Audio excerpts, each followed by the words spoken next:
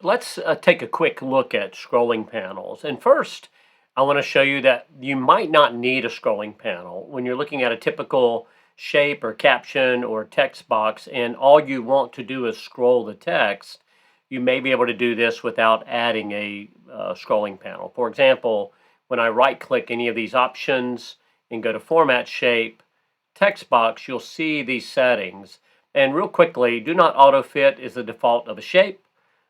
Shrink text on overflow is the default of a caption, and resize shape to fit text is the default of a text box. However, there's not a scrolling option in here yet, but if I were to just, and you could do that from under design, here, fonts, there's an upgrade project text, or here in that same text box item, I'm going to go to format shape, text box, there's an option to upgrade project text.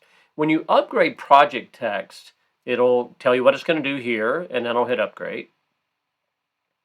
And if you haven't named it or saved it already, it would create a backup and save it and all of that. But now you'll see it's added, oh, you can just add scroll bars now. And so what that means, if your shape has more text in it than it can really hold, instead of spilling out or getting too close to the edge like it is now, I can hit add scroll bars, and you'll see that scrolling panel is in here. So even if I make this shape smaller, I've got a nice scroll bar already added to the text. And if you preview that real quickly, you'll see how that works.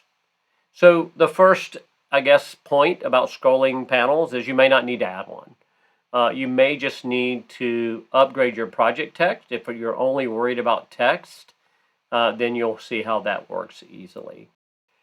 Let's say in this case you wanted to create an opportunity for them to attest whether they've read something or understood something. So you'll see I have some triggers over here to attest to something. And now I'm going to add that scrolling panel. So I'm going to insert a scrolling panel, which is found here. And then I'll just draw that panel. And I can draw it as wide as I want. I can always come back in here later and resize it. And then over here I've already created content and an input. You'll see that I agree to everything, and here's the text they have to read before they agree. I'll hold down Shift to connect and select both of these. Some people like to group them. I personally do not, but now I can drag both of these items. And when I'm putting them in the scrolling panel, I just want to make sure that that text box is more narrow than the scrolling panel itself. So you can see this one is, and I want to stop inside of the scrolling panel, not drag it out. I'm inside, and when I let go, everything should be in the scrolling panel, and you'll see the panels here.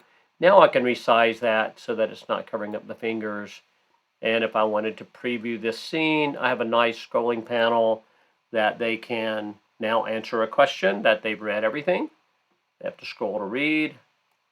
And there comes that I agree to everything option. If they don't agree to everything, I'd already built the triggers in here to say, show them a layer. But now if they agree, the else trigger takes them to the next slide. So that might be a good use case for you if you decide you want to use the scrolling panel.